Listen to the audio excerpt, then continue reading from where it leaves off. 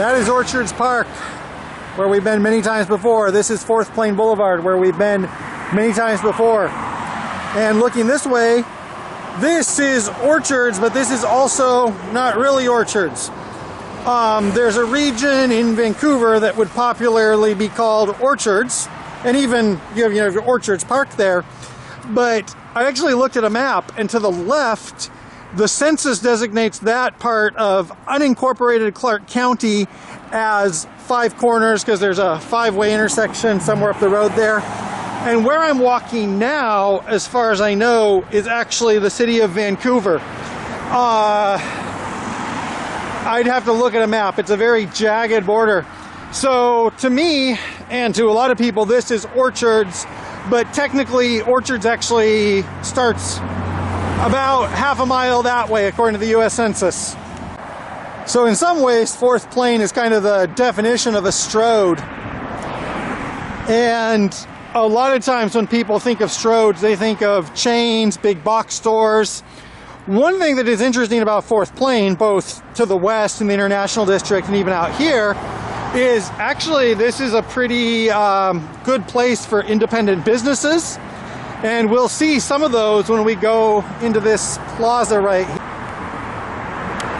So if you look at the Orchard Center, which is right here, a lot of times when people talk about, small businesses, local business, independent business, it's all twee stuff.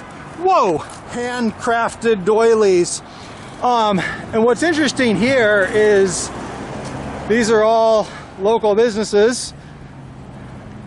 But, there's a lot of diversity there, and they're all in this location, this plaza. And for example, Namaste Food Mart, there's actually 2 Indian groceries in this plaza, and this one specifically, I believe, is for Indians from the South Pacific, South Asians who later went to the South Pacific. They actually had kava there for that reason. So when you look at like an area, where immigrant communities are, what immigrant communities are, a lot of times that's simplified. And also, Dairy Queen, on the other hand, is a chain business. I wish I could go there. Don't have time right now. So for example, Clark County in Vancouver, like I said, South Asian, South Pacific grocery store, actually has a lot of Pacific Islanders, and specifically a lot of the Chukis. It also has a lot of Ukrainians, probably more now. This store here, I'll get back to my former point in a minute. This store here is a sports vehicle store, Yamaha, Kawasaki.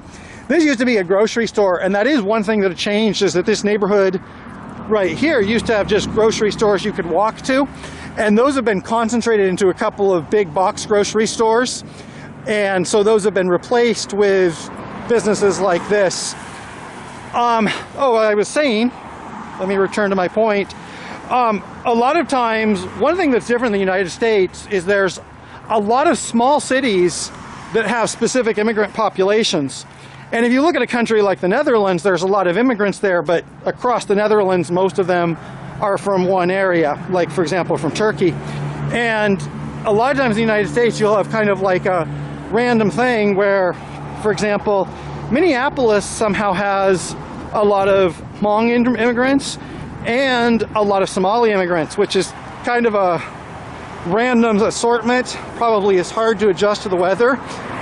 And for whatever reason, Vancouver, Washington, along with like a lot of Latino immigrants, which are common along the West Coast, this area has a lot of Eastern Europeans, specifically Ukrainian, a lot of Pacific Islanders, especially Chukis, and that is just one of those things. And that's why a lot of times when you look at the stereotype of the US of what suburbs are like, it is not ethnically diverse like a place like this. After giving that big old speech about how diverse and authentic or whatever this area is, I'm gonna go over to the subway because I would need a sandwich. Across the street there we have a plaza with a mural and some benches. I'm gonna go check out that plaza.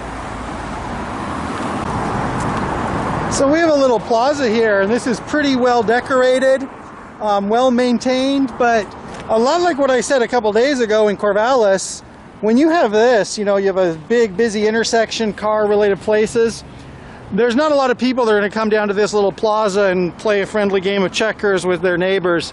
So good idea, but maybe not the best placement. And to contrast that, we have this mural of what this place used to be like. So this used to be a streetcar stop. There actually was a streetcar line from Vancouver out to Orchards. And as far as I know, most of those stops, most of the old stations, there was about 10 of them or so, have been obliterated. You would really have to search to see where those were. So this was at one time its own city. And you can see there was like a little town surrounded by fields. And when I was a kid in the 80s, that wasn't quite the case, but it was the case that Fourth Plain Boulevard, about half a mile from here, really did stop being like this and did go out into the fields, and between here and Battleground there wasn't a lot. Now between here and Battleground there is quite a bit. So like a lot of places, this has changed. It will probably change again. And you know, we saw the BRT opening up.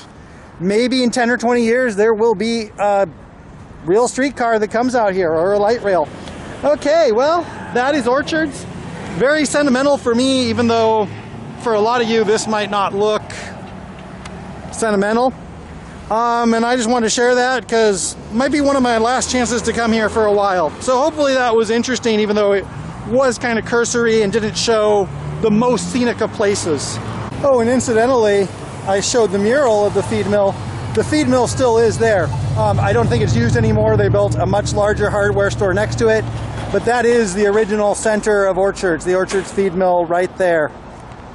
Even though I'm not sure the census actually admits that this is Orchards, but this is Orchards to me.